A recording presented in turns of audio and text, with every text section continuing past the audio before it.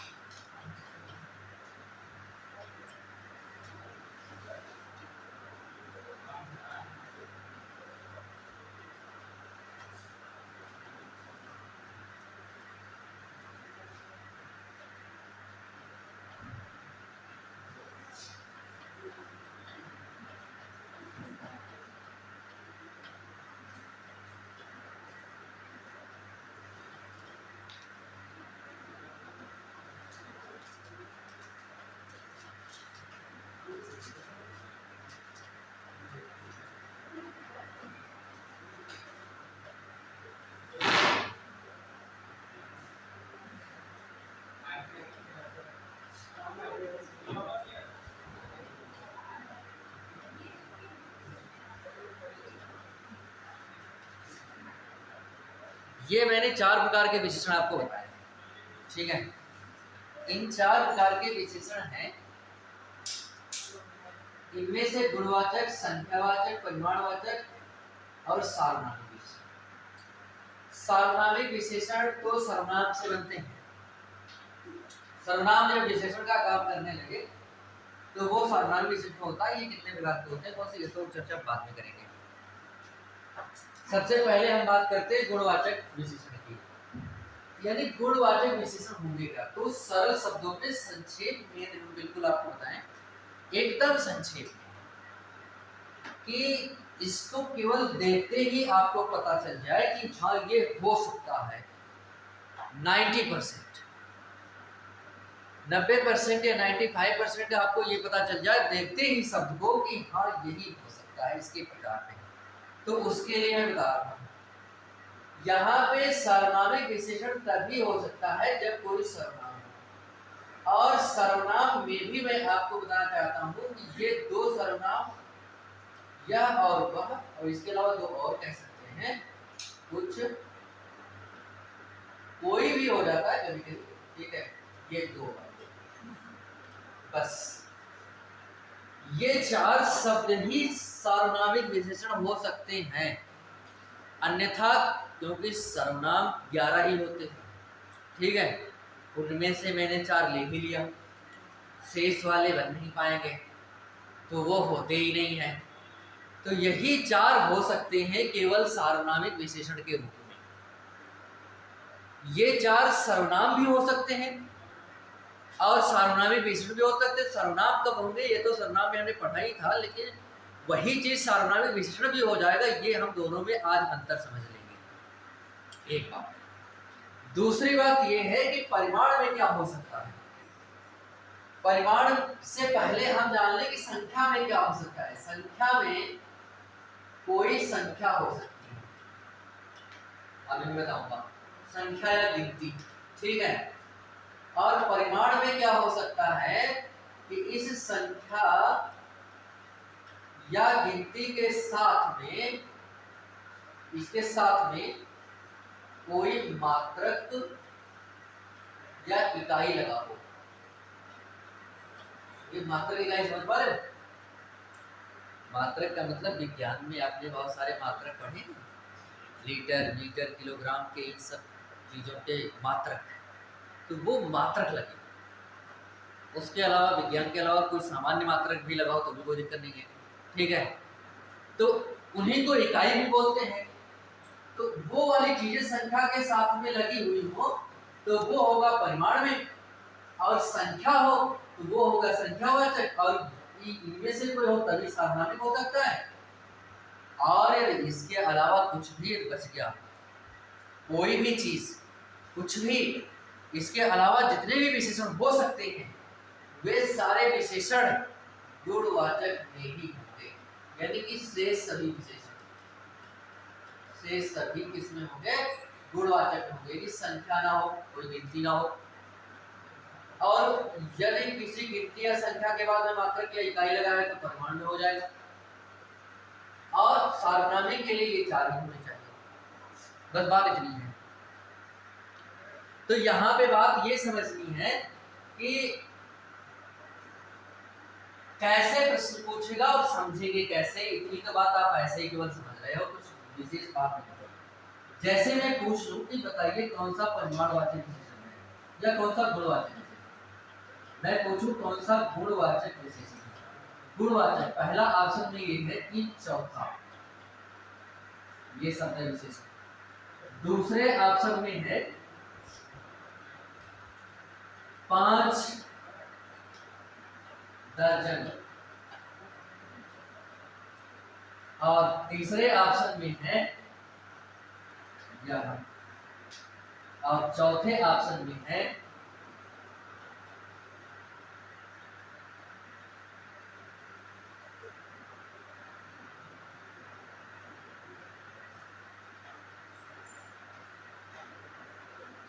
मुझे ये बताओ गुणवाचक इसमें कौन है?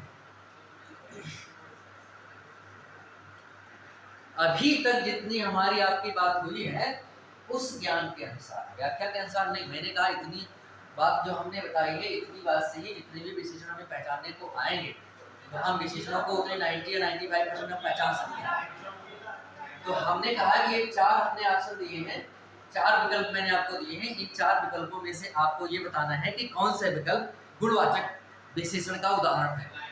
तो गुणवाचक विशेषण का उदाहरण चमकीला ही हो सकता है। क्यों? चौथा लिखा है तो कोई गिनती है ना, तो गिनती तो संख्या वाले में जाएगा, संख्यावाचक विशेषण है। मैंने कहा था कि संख्या के साथ में कोई मात्रक लगा हो, इकाई, तो दर्जन यहाँ पे लगा नहीं, दर्जन एक मापने की इकाई भी तो है, तो फिर संख्या के साथ दर्जन लगा के तो परिमाणवाचक निकल जाएगा।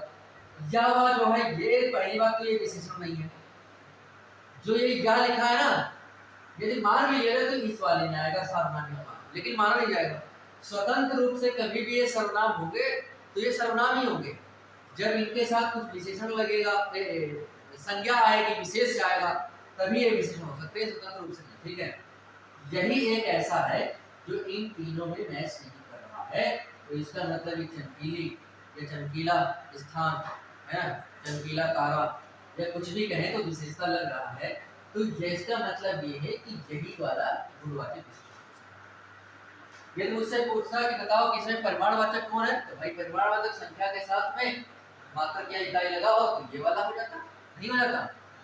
यदि हमसे पूछता कि संख्यावाचक कौन सा है तो चौथा हो जाता।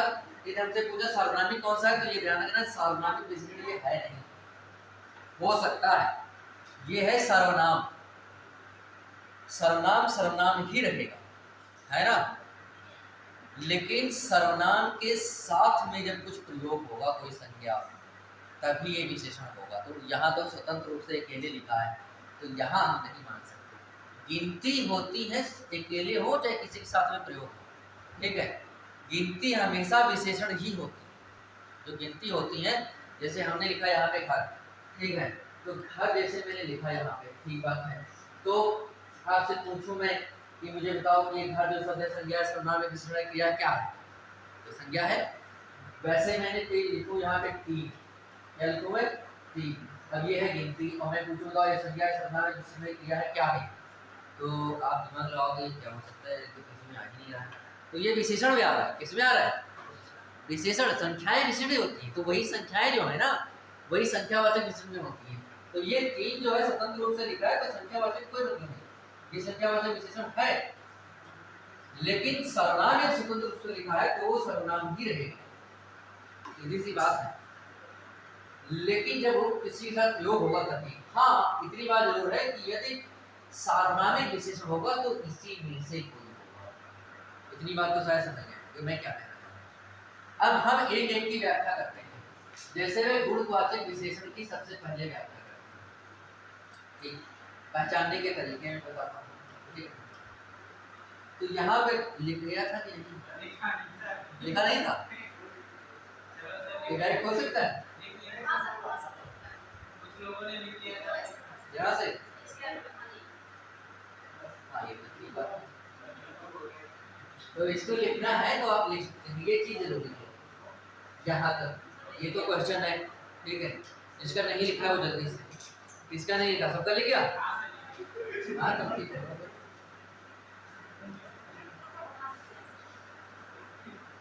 हाँ देखो बात ये है कि हमने कहा कि मैं सबसे पहले गुणवाचक विशेषण बताऊंगा।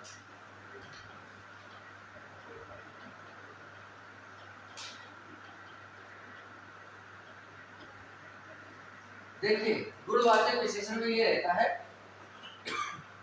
कि किसी वस्तु या व्यक्ति, किसी गुण, अब व्यक्ति या वस्तु नहीं लिख रहा हूं लेकिन किसी गुण डायरेक्ट लिख रहा हूं, किसी गुण, दोष, दशा, स्थिति, परिस्थिति आदि मैंने लिख दिया, आदि के नाम को आपने जाना।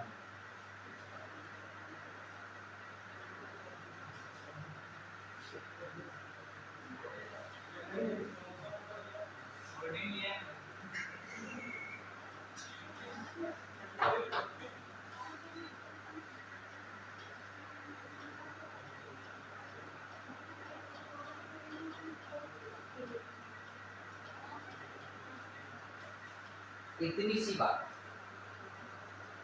देखो दो बातें हैं, यही चीज गुण, दशा, अवस्था, स्थिति, परिस्थिति, जो ये जो चीजें थी, आकार, आकृति, स्थान इत्यादि बहुत सारी चीजें इसमें लिखी जा सकती हैं, लेकिन हमने कुछ ही चीजें लिखी हैं। मैं आगे लिख के भी थोड़ी बहुत बात बताऊंगा मैं आपको।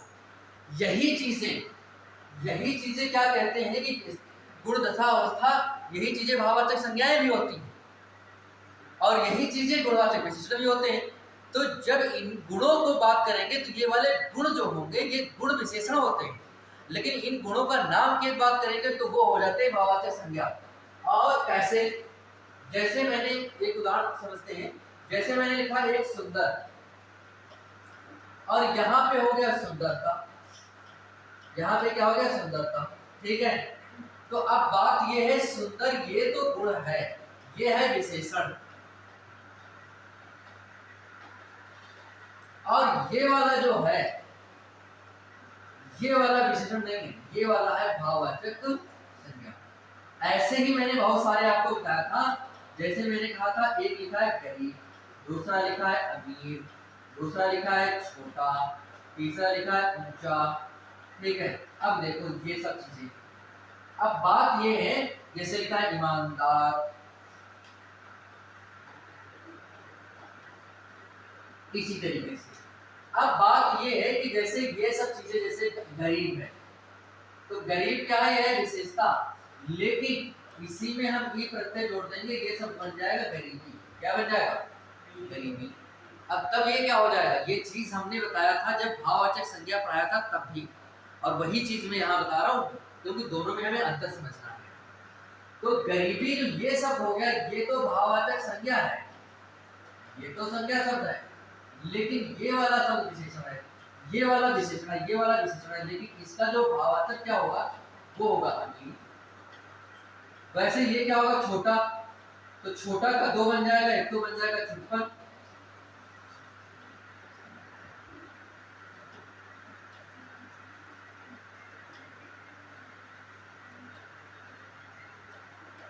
और यह छोटाई भी हो सकता है। दूसरा ऊंचा का ऊंचाई बन जाएगा, यानी कि ये जो इधर है लिखा ईमानदार का ईमानदारी बन जाएगा, ठीक है। इधर के जो मैंने लिखे हैं ये सब भाववाचक संज्ञा है और इधर के जो है विशेषण है। अब ये सब गुणों के नाम है और ये सब गुण है और इधर वाले गुणों के नाम है। जब नाम होगा तो नाम का मतलब संज्ञा होता है, बस इतनी सी बात है। लेकिन ये पहचानेंगे कैसे? ऐसा तो कोई शब्द आ गया हमारे सामने कि ये गुण है कि गुणवाचक संज्ञा है या भाववाचक संज्ञा है। गुणवाचक संज्ञा और भाववाचक संज्ञा एक चीज होती है क्या? यानी कि ये विशेषण है कि संज्ञा है, क्या है, मैं ये बात कैसे जानूंगा? तो इसको जानने का एक तरीका समझो। मैंने बताया नहीं था जब मैंने क्या पढ़ाया था विशेषण नहीं, देखो बात ये है कि कोई भी शब्द विशेषण है या फिर भाववाचक संज्ञा, इसी से मिलता जुलता हो, ठीक। तो उसको पहचानने के लिए हम क्या करेंगे, जैसे कोई भी हमें शब्द दिया गया है पहले से, जैसे लिखा गया है सुंदर, ये सुंदर शब्द मुझे दिया गया है पहले से, इसके बाद में तुम अपनी तरफ से कोई दूसरा संज्ञा शब्द ले आओ। क्या ले आयो? संज्ञा शब्द। और संज्ञा शब्द लाने पर ये दोनों फिट बैठ रहे हैं तो है विशेषण। यदि फिट बैठ रहे हैं तो विशेषण है, और यदि फिट नहीं बैठ रहे हैं तो वो भाववाचक संज्ञा है। वो क्या है? भाववाचक संज्ञा। ठीक है। तो यहाँ पे अब मैंने कहा कि सुंदर शब्द है एक, और एक शब्द है सुंदरता। इन दोनों को मुझे जांच करनी है कि ये विशेषण है कि ये विशेषण है, ये भाववाचक है कि ये भाववाचक है। दोनों में से कोई एक विशेषण है और दोनों में से कोई एक भाववाचक है। तो कैसे जानेंगे? तो अपनी तरफ से कोई हम संज्ञा ले आएंगे। जैसे कि हमने सुंदर के बाद लिया है लड़का, तो सुंदर लड़का, इसके बाद में वही शब्द लेते हैं बिल्कुल एकदम से, सुंदरता लड़का। मुझे बताओ फिर कौन बैठ रहा है? फिर कौन बैठ रहा है? सुंदर लड़का। तो सुंदर जो फिर बैठेगा, यहां देखो लिखा है, जो फिर बैठेगा वो विशेषण होगा। तो फिर कौन बैठा? सुंदर। ये वाला शब्द फिर बैठा इसके साथ में, तो इसका मतलब ये विशेषण शब्द है। और ये वाला शब्द इसके साथ में फिर नहीं बैठा, तो ये वाला क्या है? भाववाचक संज्ञा। भाववाचक संज्ञा। क्या मेरी बात समझ पा रहे? थोड़ा थोड़ा ऐसा ही मैं कह रहा हूं कि जैसे मैं लिखूं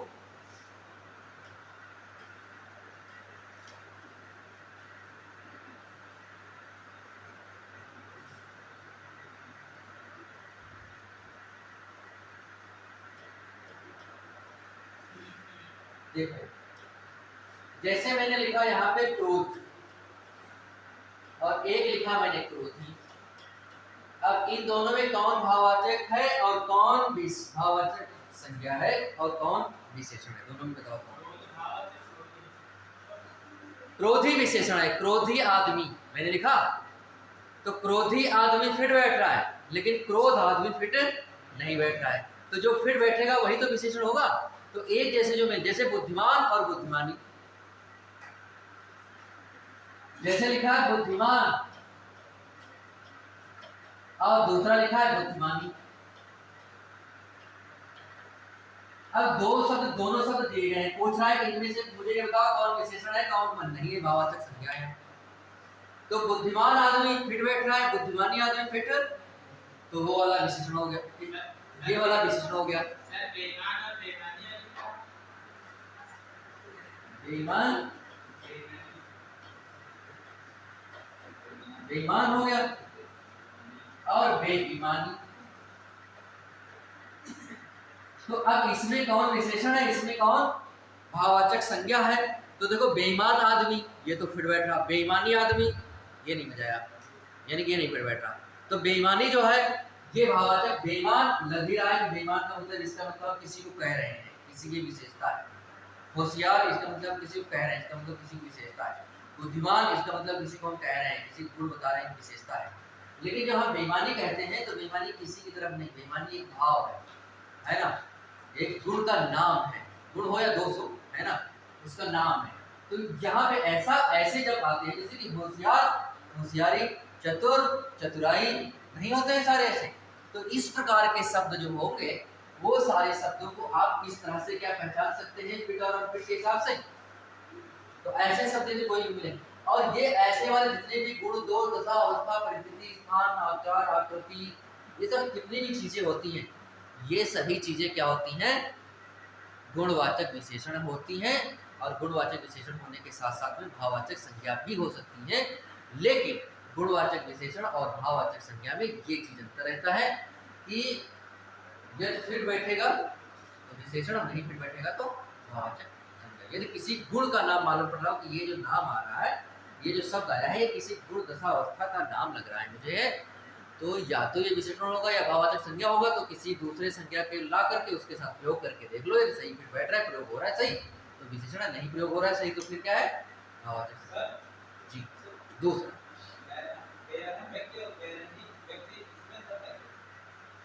बेरहम व्यक्ति बेरहमी व्यक्ति दोनों में से कौन फिट बैठ रहा है?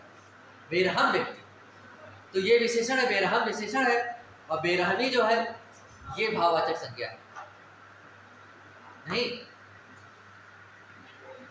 दया और दयालु, दयालु व्यक्ति या दयालु आदमी, दयालु विशेषण है और दया ये तो एक भाववाचक संज्ञा है, नाम है, गुण का नाम है। बेरहमी से पीटा तो हो सकता है, कोई बात नहीं, बेरहमी से पीटा तो इसका मतलब है कि बेरहमी, बेरहमी एक गुण है, ईमानदारी का काम किया, लेकिन इसके बाद संज्ञा दूसरी संज्ञा का प्रयोग, जैसे बेरहमी से पीटा, तो पीटा क्या है? पीटा एक क्रिया आ गई ना, तो क्रिया तो फिट बैठ जाएगी, लेकिन हमने कहा दूसरी संज्ञा फिट नहीं बैठेगी। कौन सी फिट नहीं बैठेगी? तो बेरहमी कोई संज्ञा लेके आओगे तो फिट नहीं बैठेगी। मेरी बात समझ पा रहे है ना? अब बात दूसरा, इसी में और भी एक बात है, और भी पहचान है, और कौन सी है? सब बिगाड़ देते हैं।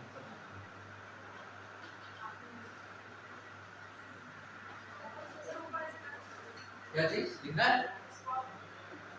अच्छा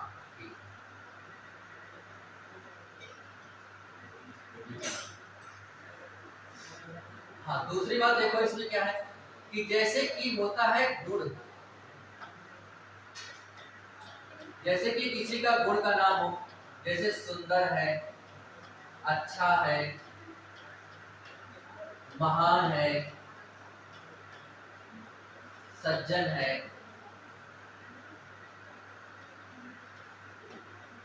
ईमानदार है,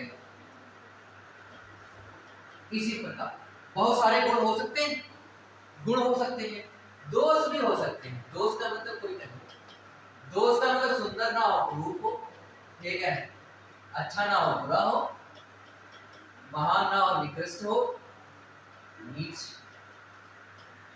सज्जन ना हो, दुर्जन हो, दुष्ट हो, है ना, दुर्जन भी होगा और दुष्ट भी होगा, ईमानदार ना हो, बेईमान हो,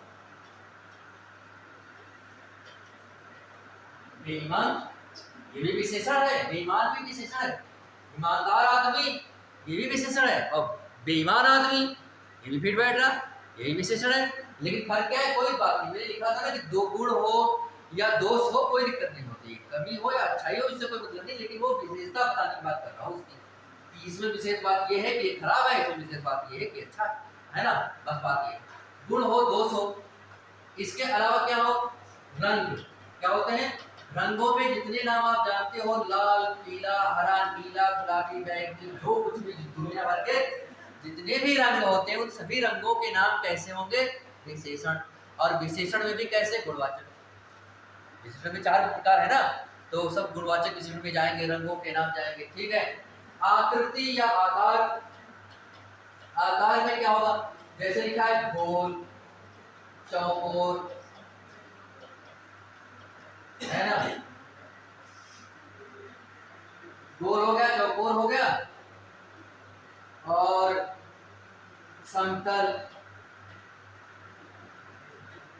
इसी तरीके से जो किसी आकार या आकृति को बता रहे, जैसे कि लिखा है आकार, आकृति में ये भी हो सकता है कि जैसे कि नुकीला,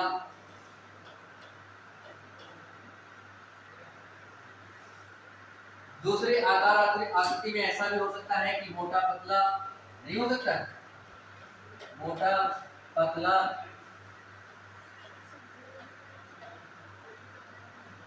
ऐसा भी हो सकता है। और भी आकार में दूसरा आकार आकृति के अलावा जो है स्थान भी हो सकता है। स्थान का मतलब जैसे लिखा है पहाड़ से बन गया पहाड़ी, क्या बन गया? पहाड़ी, बिहारी, राजस्थानी, इसी तरीके से कुछ और भी, ठीक है, पाकिस्तानी, भारतीय, ठीक है। स्थान के अलावा भी और हो सकते हैं गुण, दोष, रंग, आकार, आकृति, अवस्था, दशा अवस्था में जैसे मैं लिखूं, अवस्था में जैसे मैं लिखूं बूढ़ा,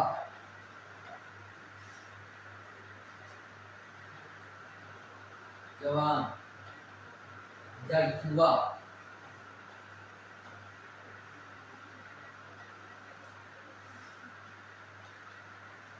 स्थान में एक और चीज इस तरह से भी हो सकता है कि जैसे कि ऊंचाई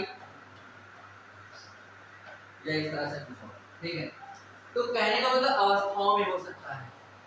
इस तरह से कोई गुण हो, कोई दोष हो, कोई रंग, मैंने ऐसे तो इस तरह से दो चार शब्द लिखे हैं, दो चार शब्द नहीं, जितने भी इस प्रकार के शब्द होंगे सभी गुणवाचक में आएंगे। संख्या होगी तभी संख्यावाचक में होगा, संख्या के साथ कोई मात्रक लगा होगा तभी वो परिमाणवाचक में होगा, और कोई सर्वनाम ही सर्वनाम विशेषण हो सकता है। इसके अलावा, इन तीन बातों के अलावा, संख्या, संख्या के साथ मात्रक, सर्वनाम, इन तीन के अलावा यदि कोई भी विशेषण है तो हमने इसमें उसका उल्लेख किया हो चाहे ना किया हो, वो सब के सब किसमें होंगे, सब के सब गुणवाचक विशेषण में। बस गुणवाचक विशेषण में एक ही दिक्कत है कि गुणवाचक विशेषण के जैसे ही लगने वाले कुछ शब्द या गुणवाचक विशेषण से ही बनने वाले कुछ शब्द हैं जो भाववाचक संज्ञा भी बन जाते हैं, तो उनको ध्यान रखना बहुत जरूरी है। तो उनको ध्यान रखने के लिए बहुत जरूरी इसलिए है कि आप ये कर लीजिए, जो कि मैंने कहा कि कोई दूसरा संज्ञा ले आइए और उस संज्ञा के साथ फिट करके देखें, फिट बैठ रहा है तो विशेषण देख दो भाववाचक संज्ञा, ठीक है। जितने भी शब्द लिखे हैं सबके साथ बन सकता है भाववाचक संज्ञा। सुंदर से सुंदरता, सौंदर्य भी होता है भाववाचक संज्ञा। अच्छा से अच्छाई, अच्छा विशेषण है और अच्छाई क्या है, भाववाचक संज्ञा। महान से महानता, महान क्या है विशेषण और महानता क्या है भाववाचक संज्ञा। सज्जन से सज्जनता, ईमानदार से ईमानदारी, कुरूप से कुरूपता, बुरा से बुराई, निकृष्ट से निकृष्टता, दुर्जन से दुर्जनता, दुष्टता, बेईमानी, सब बन जाएंगे। विशेषण से ही वो भाववाचक संज्ञाएं बनती हैं। इसलिए दोनों समान एक जैसे देखने में लगते हैं, इसमें गलती हो जाती है। इसलिए मैंने आपको बताया है कि इसको पहचानने की आवाज। लाल से बन जाएगा, लाल, पीला, हरा, नीला, बैगनी, जितने भी लिखे इन सबसे भाववाचक संज्ञा भी बनेगा। जितने भी रंग हैं वो सभी विशेषण है, लेकिन उनमें यदि कोई उपसर्ग जुड़ा मिल जाए तो सतर्क हो जाइएगा। नहीं, प्रत्यय, बाद में प्रत्यय जुड़ता है ना, यदि कोई प्रत्यय जुड़ा मिल जाए किसी भी शब्द में, देखो सब में तो प्रत्यय जुड़ रहा है। सुंदरता में ता प्रत्यय, अच्छा में अच्छाई, आई प्रत्यय, ता प्रत्यय, महानता, सज्जनता, ता प्रत्यय, ईमानदारी, की प्रत्यय, सब में कोई प्रत्यय जुड़कर ही तो बन रहा है। तो प्राय ऐसे 100% नहीं होता, लेकिन प्राय यह भी बात होती है कि यदि कोई उपसर्ग जुड़ा हुआ है तो मान लो कि वो भाववाचक होगा। किसी गुण, दोष, अवस्था, स्थिति का नाम है और उसमें उपसर्ग जुड़ा है तो वो भाववाचक संज्ञा होगा। नहीं जुड़ा है तो विशेषण होने की संभावना है उसकी। 100% कैसे क्लियर करेंगे कि उसके साथ में कोई दूसरी संज्ञा ले आकर के अपना फिट करके देख लो, सही फिट हो रहा है तो विशेषण है, नहीं हो रहा है तो भाववाचक संज्ञा है, ठीक है। जैसे लाल लिखा है तो लाल कपड़ा एकदम फिट बैठ रहा है, नहीं बैठ रहा है तो फिर इसका मतलब विशेषण है। पीला कपड़ा एकदम विशेषण है, लेकिन लाल से लालिमा भी बनता है, नहीं बनेगा। और लालिमा जो बनेगा वो जो है विशेषण नहीं होगा। लालिमा कपड़ा फिट बैठा, बना लाल ही से इमा प्रत्यय जुड़ा है ना। वैसे पीला से पीतिमा भी बनता है, पीलापन भी बनता है ना, पन प्रत्यय लगा के। तो यहाँ पे ऐसे ही हरापन, हरितिमा भी बनता है।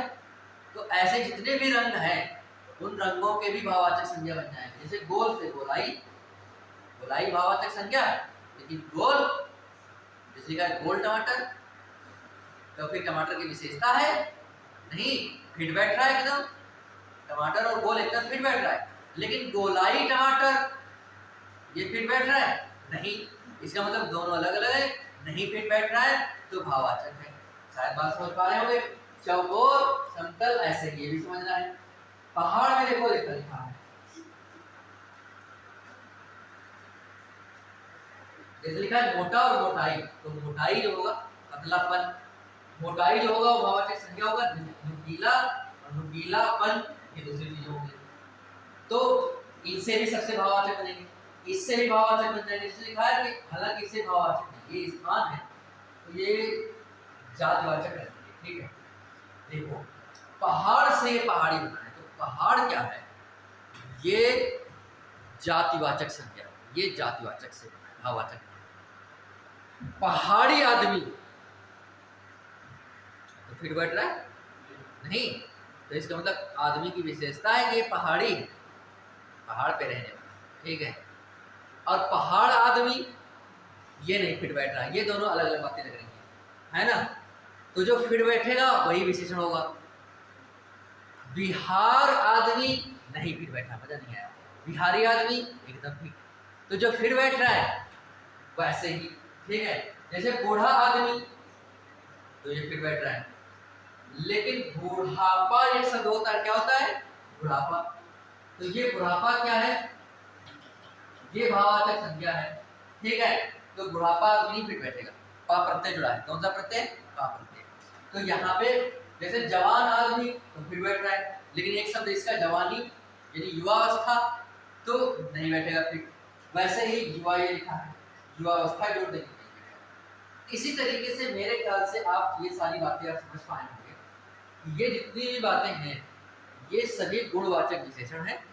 गुणवाचक विशेषण में किसी व्यक्ति, वस्तु, स्थान, प्राणी या किसी भी चीज की कोई गुण के आधार पे, दोष के आधार पे, कोई अवस्था के आधार पे, परिस्थिति के आधार पे, दशा के आधार पे, आकृति के आधार पे, रंग के आधार पे ये कोई विशेषता बताई जाती है।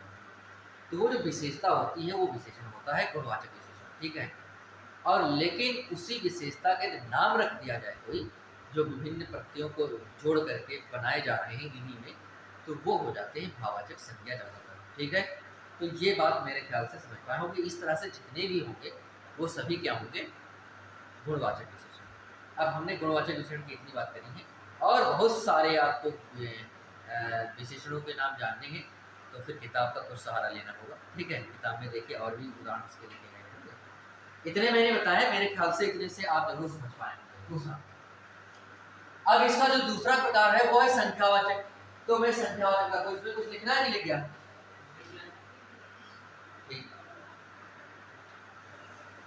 संख्यावाचक में देखो दूसरा जो प्रकार है वो संख्यावाचक विशेषण। क्या है ये, संख्यावाचक।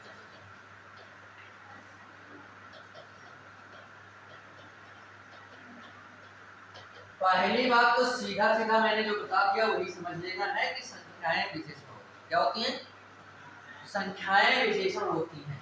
यानी कि संख्या ना तो संज्ञा होती है ना सर्वनाम होती है, बल्कि संख्याएं होती है क्या, विशेषण। क्या होती है, और विशेषण में एक प्रकार पूछना होगा तो फिर संख्यावाचक विशेषण, संख्याएं विशेषण होती हैं।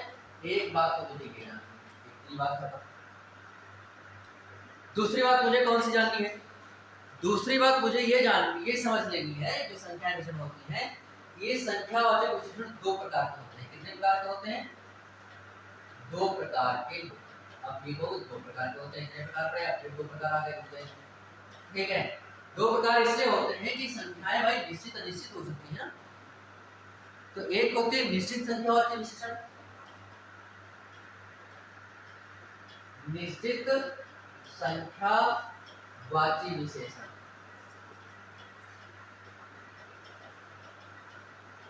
और दूसरा होता है अनिश्चित संख्यावाची विशेषण। दूसरा मैं बाद में थोड़ा लिखूंगा, पहले हम इसको भी पढ़ लेते हैं, है ना। इसको बाद में लिखूंगा, बाद में आप भी लिख लीजिएगा। दो प्रकार के होते हैं, एक निश्चित संख्यावाची विशेषण, एक अनिश्चित। भाई संख्याएं में तो निश्चित अनिश्चित हो सकती हैं, तो इस लेकिन होंगी दोनों संख्यावाची, लेकिन उसमें भी थोड़ा भेद ये होगा कि एक निश्चित होगा एक अनिश्चित होगा। तो निश्चित संख्यावाची जो विशेषण है ये है 5 प्रकार के। ये कितने प्रकार के हैं, ये 5 प्रकार के हैं।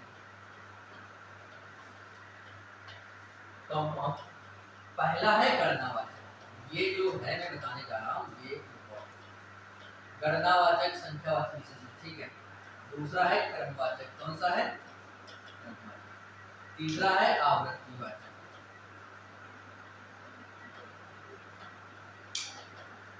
और चौथा है समूहवाचक या समुदायवाचक,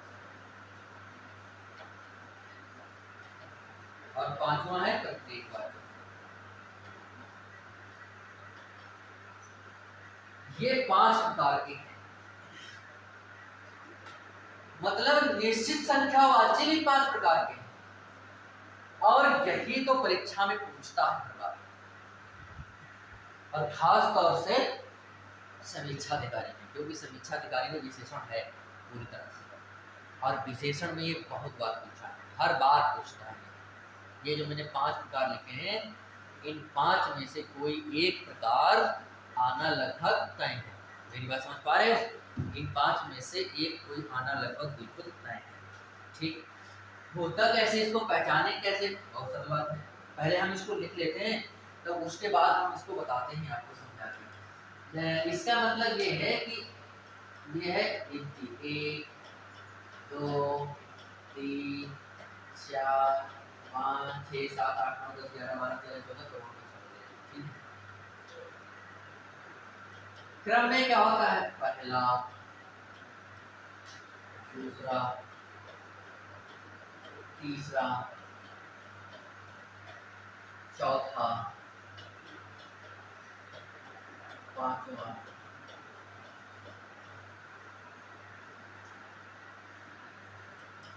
आवृत्ति में क्या है, दुगुना, तिगुना, चौगुना, 5 गुना या 5 गुना, 5 गुना, 6 गुना। ठीक, ऐसे ही होता है। समुदाय में क्या होता है, समुदाय का समूह, दोनों,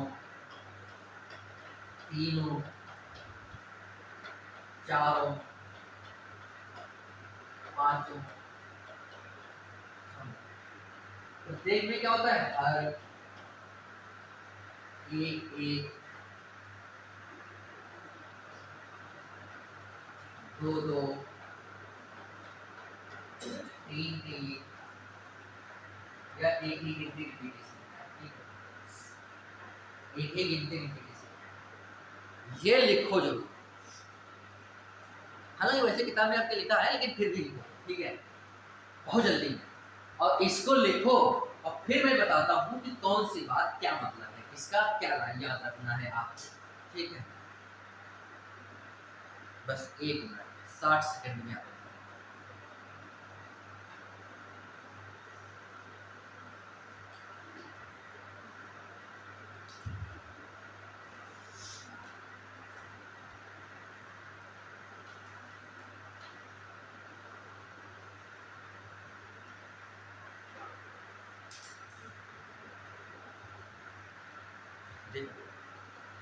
हमने कहा गणना।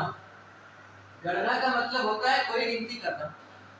जैसे मैं कहूँ कि क्लास में कितने स्टूडेंट बैठे हैं उनकी गणना करो, तो गणना का मतलब गिनती ही हुआ।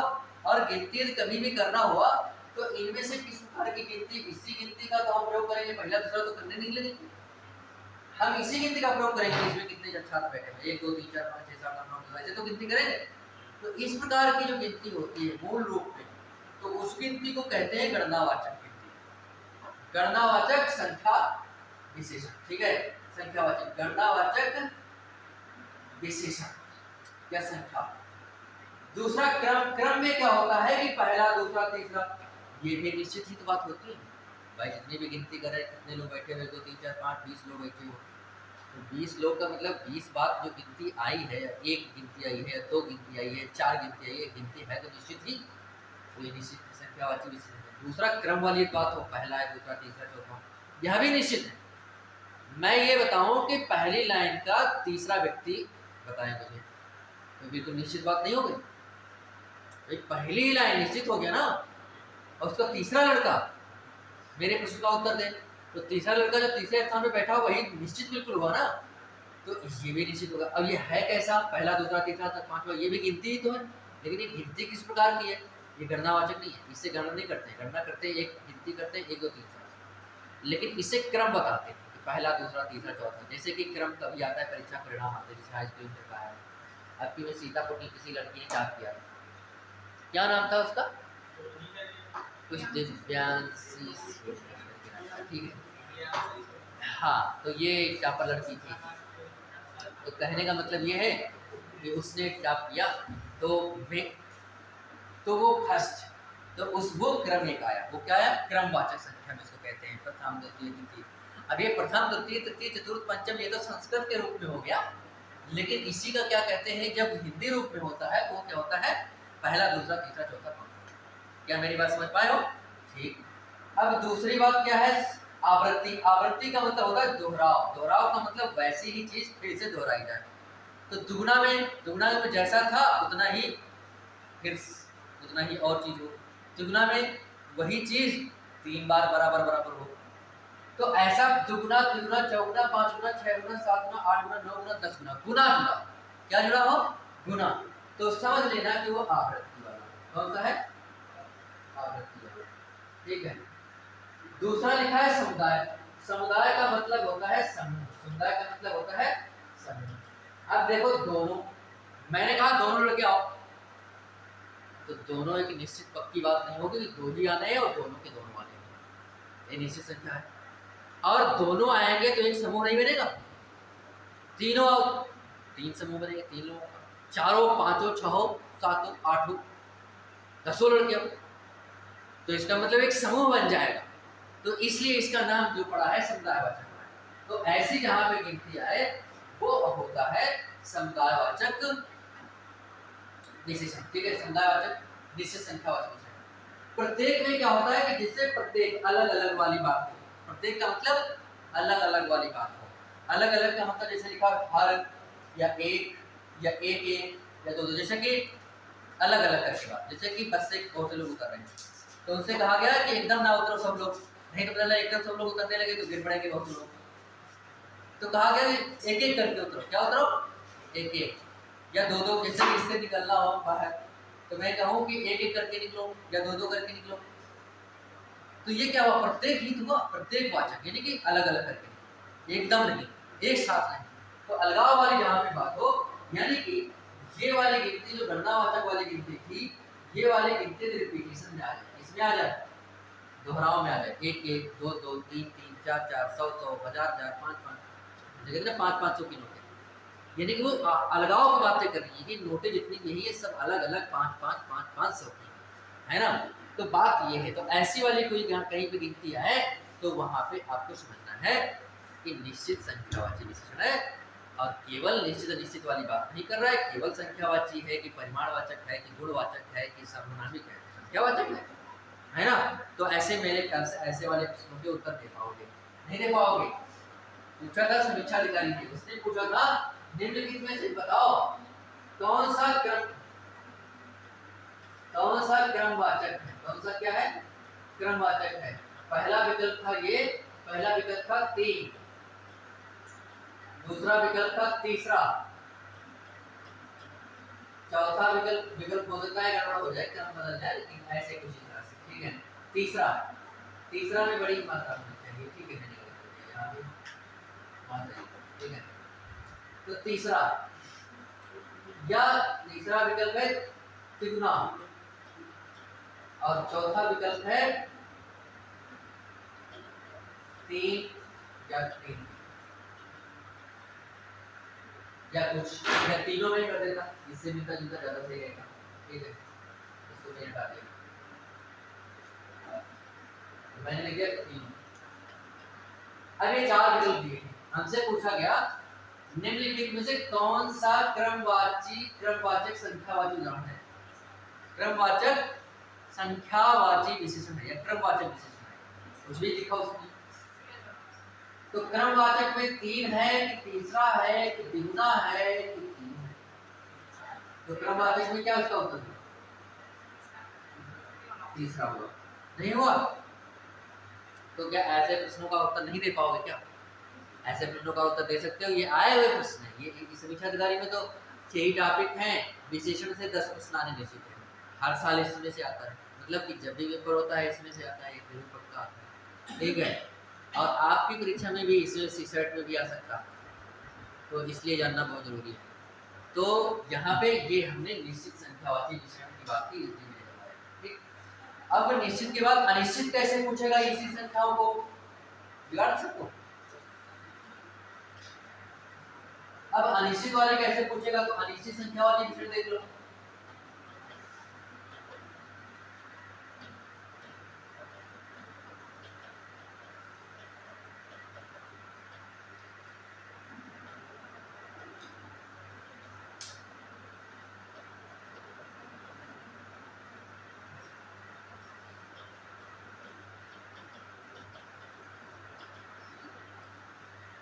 अनिश्चित संख्यावाची विशेषण में क्या होता है कि इसमें लिखा होता है बहुत या कई या अनेक, ठीक है, या फिर कोई संख्या दोहराई है और अलग अलग संख्या हो, या फिर अलग अलग संख्या दी गई, अलग अलग संख्या, अलग अलग संख्या का मतलब अलग अलग संख्या दी गई। अलग अलग संख्या देने का मतलब ये है कि जैसे मैंने कहा कि 4 आदमी आ रहे थे, 4 आदमी, मेरी बात समझ रहे हो। दूसरा मैंने क्या कहा, 4-5 आदमी आ रहे थे, 4-5 आदमी। अब इन दोनों, दो ही बातें पहले मैं करता हूँ, बात की दूसरी बात है, इन दोनों में मुझे बताओ कौन संख्या निश्चित है, कौन निश्चित है, कौन अनिश्चित है। सीधी सी बात है भाई, 4-5 में पता चलता 4 है कि 5 करना, 4-5 हो गए, 4-5 45 भी हो सकते हैं। कहने मतलब इतनी बात है कि निश्चित बात नहीं है, ठीक है, 9-45 नहीं होंगे, लेकिन ये है कि निश्चित नहीं है, पता नहीं 4 आदमी होंगे, 4-5 आदमी आएंगे, तो पता नहीं 4 आदमी आएंगे, 5 आदमी आएंगे, ये बात पक्की नहीं। लेकिन इसमें पक्की बात लिखता हूँ, तो ये निश्चित संख्यावाची है और ये वाला क्या है, अनिश्चित संख्या। ये विशेषण है, मेरी बात समझिएगा, ये विशेषण शब्द है और ये क्या है, विशेष्य है। क्या विशेषण और विशेष्य वाली बात को समझ रहे हो। मैंने विशेषण और विशेष्य तो मैंने बताया था पिछले दिनों बहुत कायदे से बताया, नहीं वो जो विशेषण की, तो उसे प्रविशेषण कहते हैं। विशेषण जिसकी विशेषता, विशेषण जिसकी विशेषता बताता है ना। जैसे कि लिखा है विशेषण ये आदमी है, जैसे 4 आदमी है, ये नहीं समझ पाओगे, जैसे सुंदर होता है, ठीक है, तो हमने कहा सुंदर और दूसरा कहा लड़का, तो इसमें आपको लग रहा है कि ये वाला तो विशेषण है, लग रहा है ना, तो ये विशेषता किसकी बता रहा है, कि तो जिनकी विशेषता बता रहा है वही विशेष है। समझ गए होंगे, ये हमने बात बहुत बताई थी मेरे पिछले दिनों में। तो ये वाला जो गिनती है ना, ये गिनती विशेषण है और ये जो आदमी है ये विशेषण है। वैसे ही ये विशेषण है, हाँ वो अलग बात है कि ये अनिश्चित संख्यावाची है, लेकिन है तो विशेषण ही, तो ये अनिश्चित संख्यावाची है लेकिन ये विशेषण है। मेरी बात समझ पाए। अब ये बात लिखी जाता है, बहुत आदमी, क्या लिखा जाता है, बहुत आदमी, तो भी यह निश्चित था, कई आदमी, तो भी अनिश्चित था, अनेक आदमी, तो भी अनिश्चित था। तो ऐसे वाले शब्द जो मिले तो वहां भी क्या समझना है, अनिश्चित संख्यावाची। तो अनिश्चित संख्यावाची में ज्यादा कोई बात है नहीं, गिनती वही होगी, है ना। जैसे मैं बोल दूं कि वह लड़का जो तीसरे या चौथे पे बैठा है, तीसरे या चौथे पे, तो इसका मतलब निश्चित बात नहीं है ना। तो यहाँ पे जब संख्या निश्चित दी गई हो तो निश्चित संख्यावाची, और संख्याएं कुछ इस तरह से दी गई हो, निश्चित न दी गई हो, ये एकदम ये ना दिया गया हो 4 आदमी आए, नहीं ये तो गड़बड़ हो जाएगा, मतलब ये तो प्रत्येक वाचक में चला जाएगा, ये तो निश्चित हो जाएगा, ऐसा नहीं, गिनती अलग अलग क्या हो, ये संख्या अलग अलग, 4 अलग 5 अलग, है ना। मेरी बात समझ पा रहे होंगे। तो ऐसा वाले को पहचान पाओगे, अरे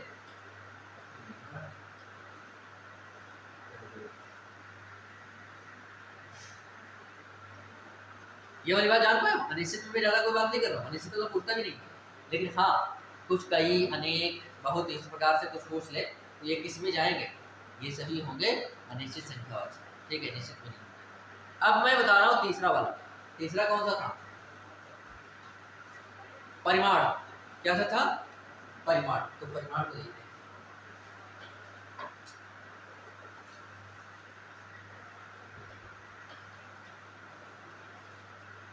एक होता है परिमाण और एक होता है परिणाम।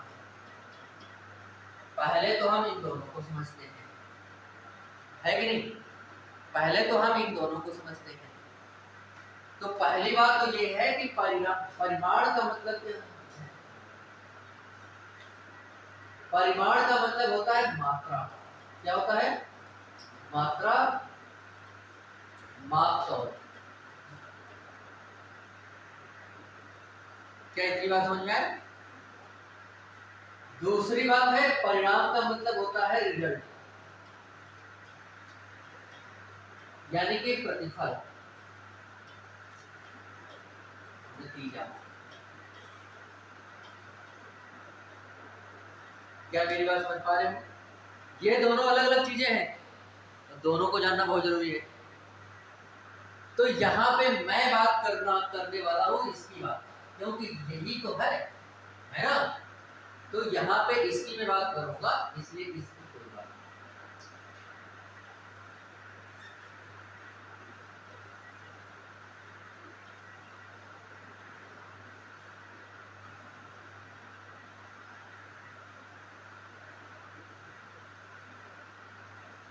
हाँ देखो, ये उदाहरण है।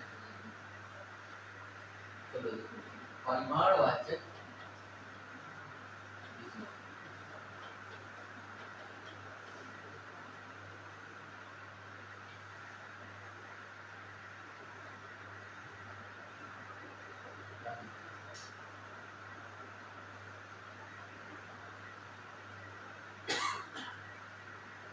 देखो, परिमाणवाचक विशेषण में क्या होगा? इसमें भी दो प्रकार के होंगे। एक होगा निश्चित,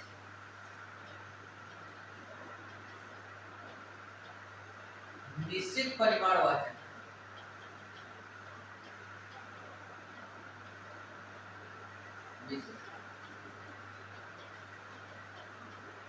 तो इसमें होता क्या है? देखो, निश्चित हो या अनिश्चित हो, परिभाषा दोनों की एक ही है, बस फर्क उतना ही है कि यदि निश्चित संख्यावाची जो हमने पढ़े हैं, वही निश्चित इस संख्या का प्रयोग होगा तो निश्चित परिमाणवाचक होगा, और अनिश्चित संख्या का प्रयोग होगा तो अनिश्चित संख्यावाचक होगा। लेकिन दोनों में बात एक ही होगी, ठीक है? हाँ, परिभाषा इसकी होगी क्या? परिभाषा वही होगी कि संख्या नहीं, संख्या, ठीक है?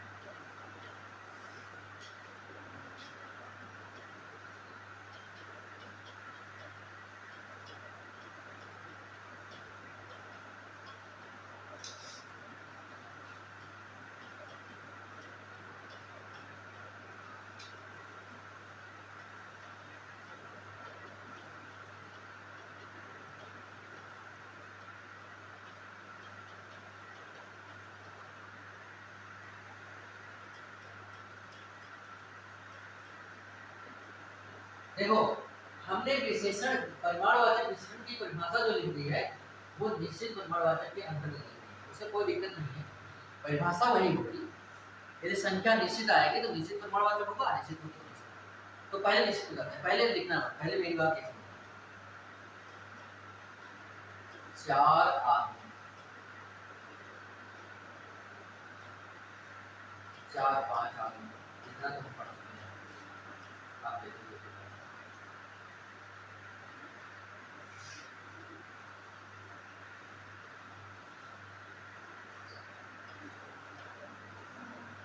चार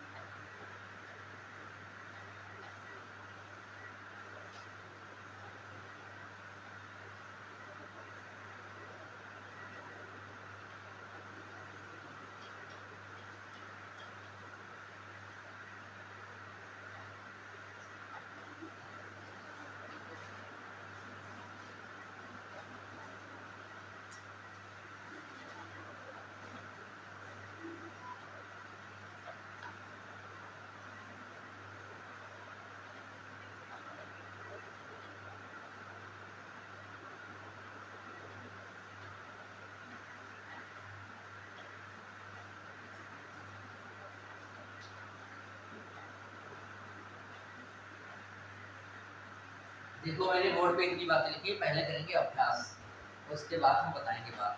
ठीक है, हमने लिखा है यहाँ पे 4 आदमी, तो ये 4 आदमी जो है ये है क्या?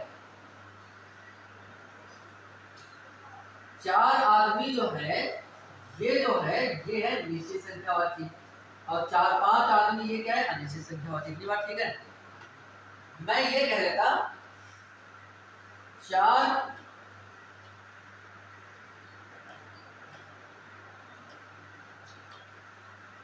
किलो आदमी।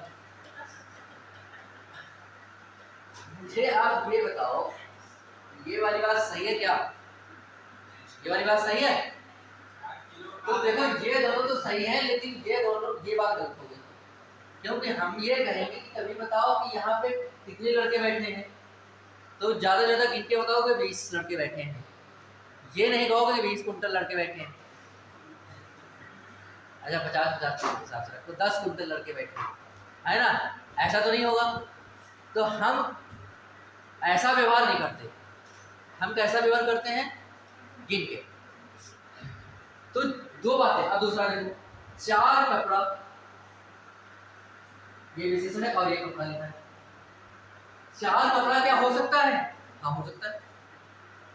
जैसे लिखा मैंने 5 साड़ी, दूसरा में लिखा 5 मीटर साड़ी। अब बात ये है, 5 साड़ी भी सही प्रयोग है? नहीं प्रयोग है क्या?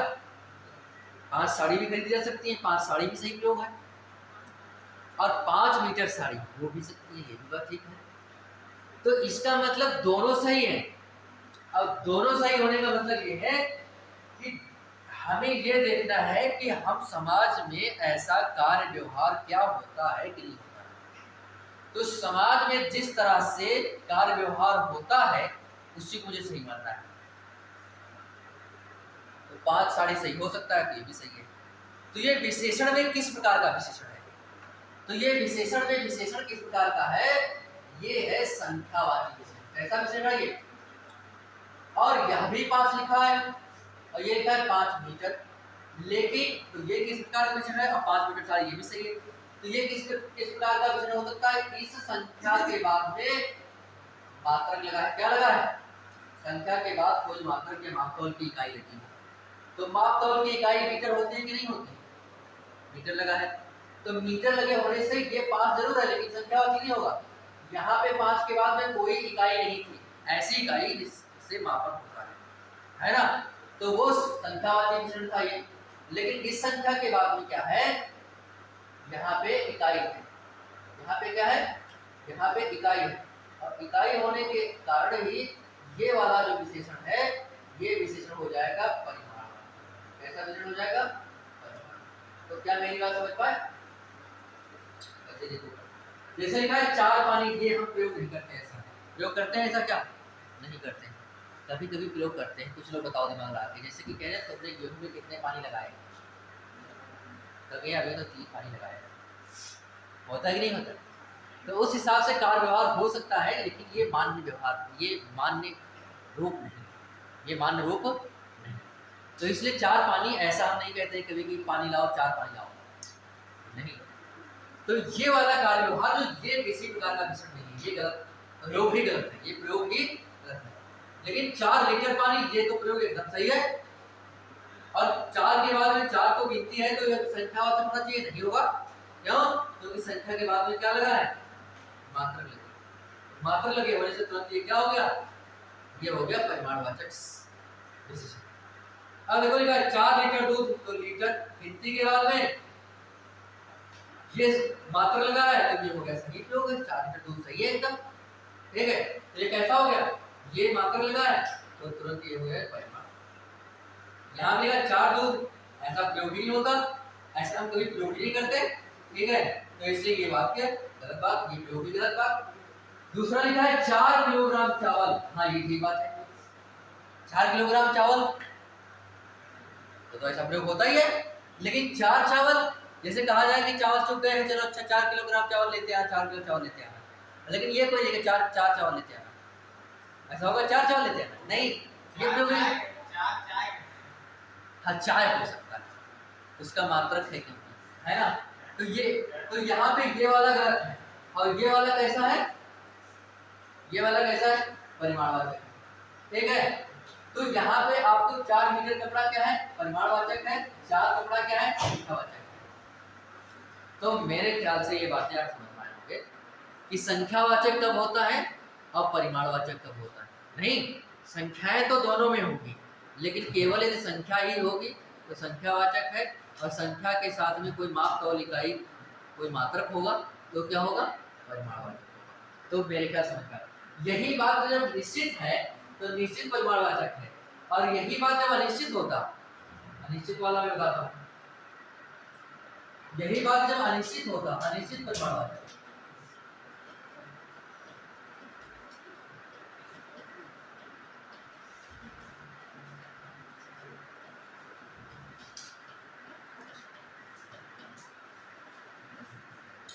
तो उसमें एक बहुत कई लिखे होते, कई, अनेक, बहुत, अधिक, ज्यादा, इस तरह से शब्दों का प्रयोग, और अलग अलग संख्या होती, अलग अलग संख्या, अलग अलग संख्या का प्रयोग। जैसे मैंने लिखा था 4 किलोग्राम चावल, मैंने ऐसा लिखा था 4 किलोग्राम चावल।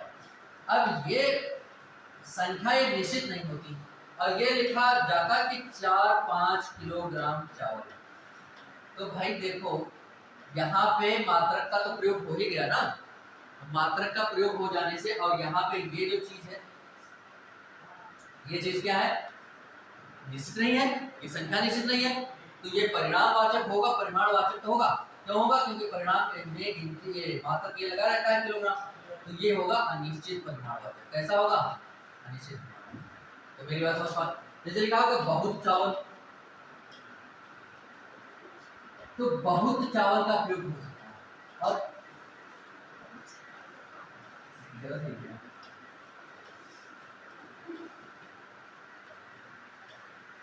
तो बहुत चावल का प्रयोग हो सकता है, और ये अनिश्चित हो जाएगा, और ये अनिश्चित में है। लेकिन यहाँ पे एक बात खास दिख रही होगी, खास बात कौन है, यहाँ पे देखो मात्रक का प्रयोग नहीं है, लेकिन मात्रक का प्रयोग नहीं होने पर भी संख्या कहाँ मालूम है, बहुत चावल, बहुत चावलों में संख्या कहाँ है, तो मात्रक ही तो लग रहा है ना, कुछ मात्रा ही मात्रा वाली तो बात लग रही है, तो इसलिए स्पष्ट ही है। तो ऐसी जगह पे क्या होगा, भले ही मात्रक नहीं लगा, तो ये मात्रक न लगने वाली कहानी बस केवल इन वाले शब्दों में ही हो सकती है, अन्यथा यदि कोई संख्या हुई तो मात्रक लगना आवश्यक है। यदि मात्रक नहीं लगेगा तो वो संख्यावाची में जाएगा, और मात्रक लग जाएगा संख्या के साथ में, तो परिणाम निश्चित संख्याएं होंगी तो निश्चित परिमाणवाचक, और निश्चित संख्याएं नहीं होंगी तो निश्चित। और ये वाली जो संख्याएं, ये वाली जो बातें होंगी, ये अनिश्चित में ही रहती है, हमेशा हमेशा ये क्या रहती है, निश्चित में ही रहती है। शायद मेरी बात समझ पाए होंगे, नहीं। अब एक बात और बचती है इसमें, परिमाणवाचक के बाद में सार्वनामिक विशेषण। कौन सा, सार्वनामिक विशेषण। सार्वनामिक विशेषण में देखो मैंने 2-3 बातें बताई हैं, वही केवल हो सकते हैं।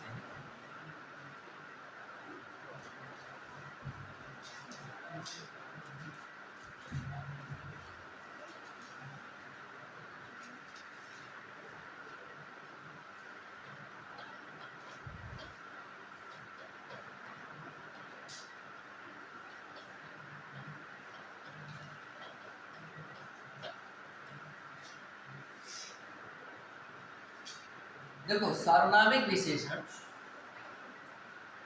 सर्वनाम का प्रयोग जब विशेषण के रूप में होता है तब वे सार्वनामिक विशेषण कहलाते हैं। उनके बारे में मैंने बताया कि सभी जो विशेषण हैं, ये सभी जो सर्वनाम 11 हैं, उन सभी सर्वनामों का विशेषण के रूप में प्रयोग नहीं हो सकता है, नहीं होता है। केवल 4 ही सर्वनाम ऐसे हैं जिनका विशेषण के रूप में प्रयोग होता है। वो 4 कौन कौन से हैं, जो कुछ, कोई, और यह वह का प्रयोग विशेषण के रूप में।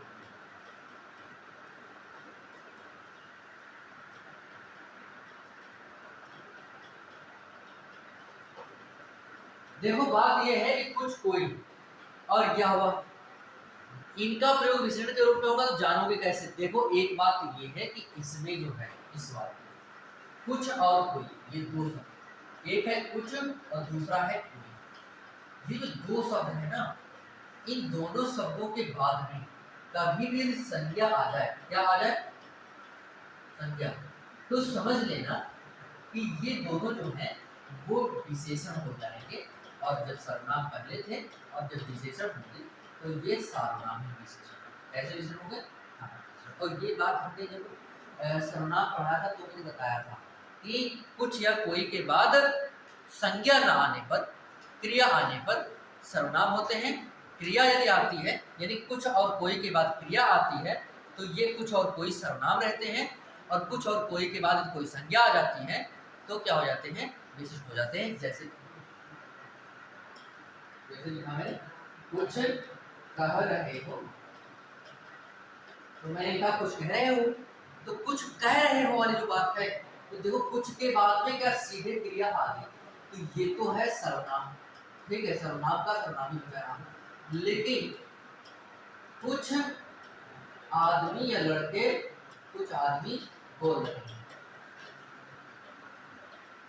तो यहाँ पे देखो कुछ के बाद में तुरंत ये आदमी आया, और आदमी ये शब्द क्या है? ये है संज्ञा।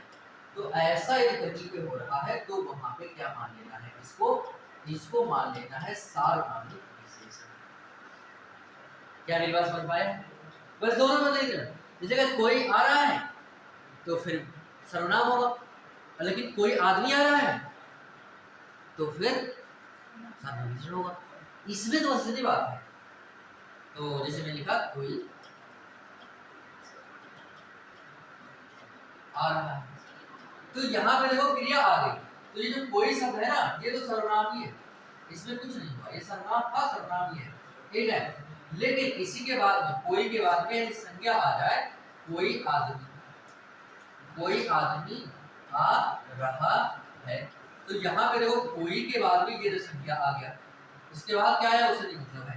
ठीक है, ये देखो इसके बाद में तुरंत संज्ञा आ गया, ये संज्ञा है आदमी, तो ये वाला क्या बन गया?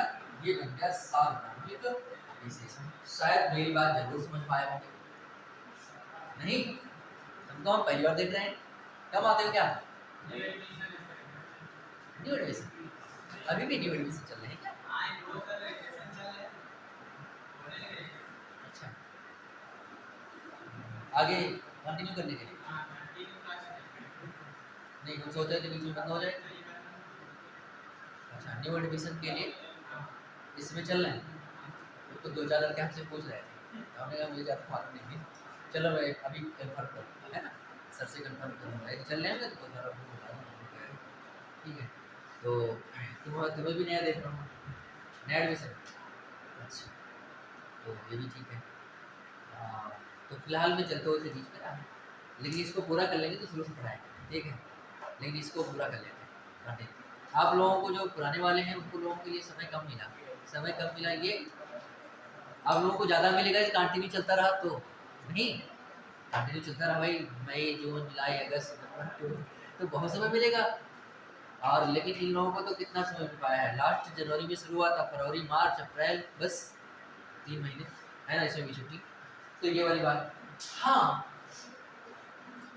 ये दोनों बातें बच गई। इन दोनों को समझने के लिए मैं आपको बताता हूँ इसमें कौन सी बात है। इसमें मुझे 2-3 बातें बतानी पड़ेंगी, और इसको मैं बता देता हूँ तभी मैं खत्म करूंगा। ठीक है, और टाइम है मेरे पास पर्याप्त। देखो यह और वह, ये दोनों का सर्वनाम होंगे, ये सर्वनाम होंगे और सर्वनाम तीन में बात लिखूंगा, तीनों देखिएगा।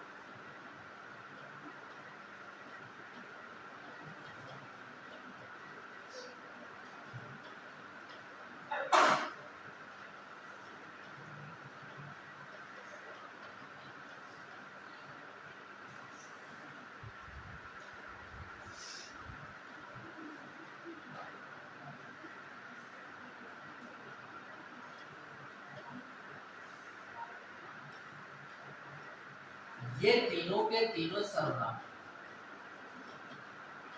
और ये जो है ये सार्वनामिक विशेषण। कुछ नहीं समझ में आ रहा होगा कि ऐसे मैंने कैसे डायरेक्ट बता दिया है कि इसमें कुछ तो मुझे अंतर नहीं लग रहा है कि कैसे वो मतलब विशेष सर्वनाम ही है, वो सर्वनाम के सर्वनाम भी बना रहा और ये वाला सार्वनामिक विशेषण हो गया।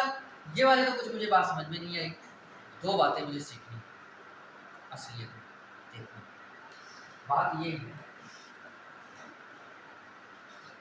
उसका ऐसा होता है कि यह और वह, इन दोनों के बाद, यह वह के बाद संज्ञा हो, यह वह के बाद संज्ञा हो और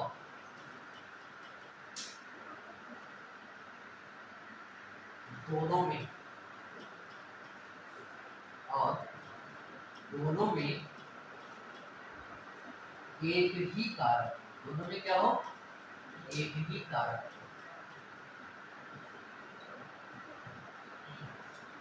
दोनों में एक ही कारक हो। एक ही कारक का मतलब समान कारक हो। जो कारक संज्ञा में हो वही कारक सर्वनाम में हो। यानी कारक कर्ता कारक है तो दोनों में कर्ता होना चाहिए, कर्म हो तो दोनों में कर्म कारक होना चाहिए, करण है तो दोनों में कर्म होना चाहिए, समान कारक हो, ठीक है। अन्यथा दोनों में समान कारक नहीं है तो फिर सर्वनाम के बाद संज्ञा आने पर भी नहीं। लेकिन आपकी किताब में क्या लिखा है, आपकी किताब में लिखा है कि यदि सर्वनाम हो और सर्वनाम के बाद में तुरंत बाद में संज्ञा आ जाए, बस ये वाला कंडीशन लिखा है, बस ऐसा हो, सर्वनाम हो और सर्वनाम के बाद संज्ञा तुरंत आ जाए, तो फिर ये वाला जो सर्वनाम है ये सार्वनामिक विशेषण होता है। ऐसा आपकी किताब में लिखा है, लेकिन मैं ऐसा नहीं मानता हूं, ना ऐसा होता है। हो सकता है इसके 50% चांस, 50% चांस इसलिए है क्योंकि इन दोनों में समान कारक हो भी सकता है और ऐसा होना भी चाहिए, ठीक है।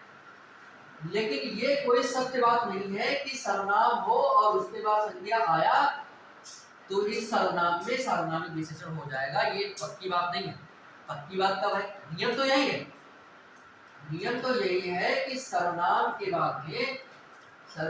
बाद में संज्ञा आए, लेकिन शर्त ये है कि इन दोनों के दोनों में एक समान कारक, यानी कि दोनों के कारक एक ही, बस इतनी बात। आए जरूर, मतलब सर्वनाम के बाद संज्ञा जरूर आए, जैसे उसमें कुछ और कोई के बाद संज्ञा जरूर आना चाहिए था, वैसे इसमें भी है कि या और वह के बाद संज्ञा जरूर आना चाहिए, तभी वो सर्वनामिक विशेषण हो सकता है। लेकिन सब जगह पे नहीं होगा कि संज्ञा के बाद, सर्वनाम के बाद संज्ञा आ गया तो बस पक्का समझ लो, पक्का नहीं समझना है, जांच करनी है। और जांच क्या करनी है कि इन दोनों में एक ही कारक होना चाहिए, दोनों में समान कारक होना चाहिए। कैसे, जैसे मैंने लिखा वह यह पुस्तक है, ठीक, तो यह पुस्तक है, तो यह के बाद में क्या है, यह के बाद में संज्ञा आया है, संज्ञा है, ये सर्वनाम है, ये संज्ञा है, दोनों कंडीशन बन रही है। तो ये दोनों में एक ही कारक है तो हो जाएगा ये वाला सार्वनामिक विशेषण नहीं होगा। जैसे मैं लिखा यह पुस्तक है, तो यह जो है इसमें कारक कौन सा है, कर्ता कारक, इसके बारे में बात हो जाए। पुस्तक है कर्म, अलग अलग है, नहीं समझ में आया कोई बात नहीं, छोड़, थोड़ा वैसा करते हैं। इसमें देखो वह घर जाता है, ठीक, घर कौन जा रहा है, वह, तो क्रिया को करने वाले कोई तो कर्ता कहते हैं, मैंने कारक को आपको बहुत अच्छे से पढ़ाया था।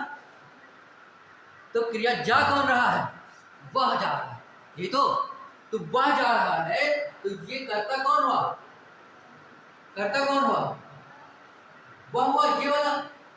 और लेकिन कहाँ जा रहा है, घर, ये वाला क्या हुआ, घर।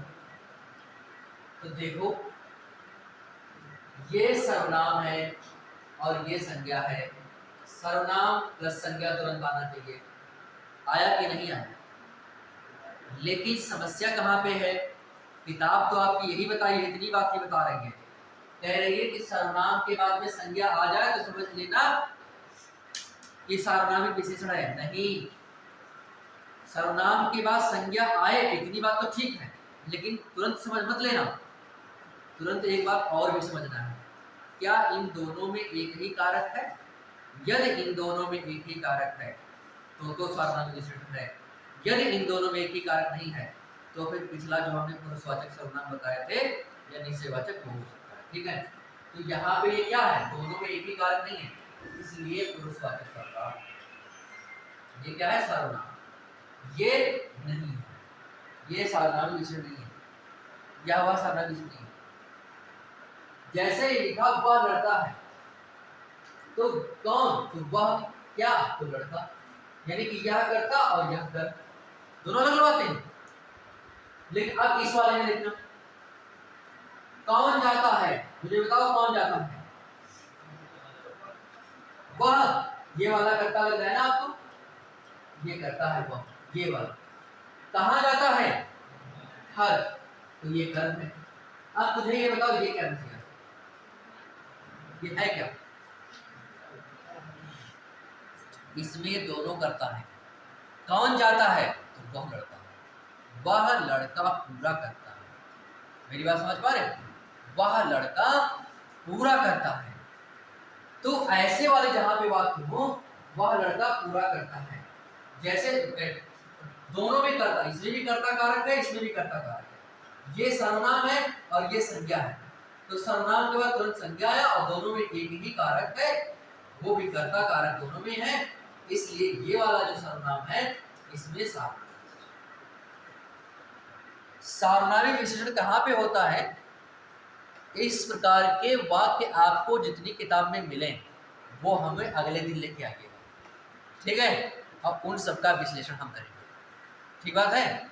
हाँ, अपनी कॉपी में लिखिए। ठीक, आज इतना ही रखते हैं, आगे की बात अगले दिन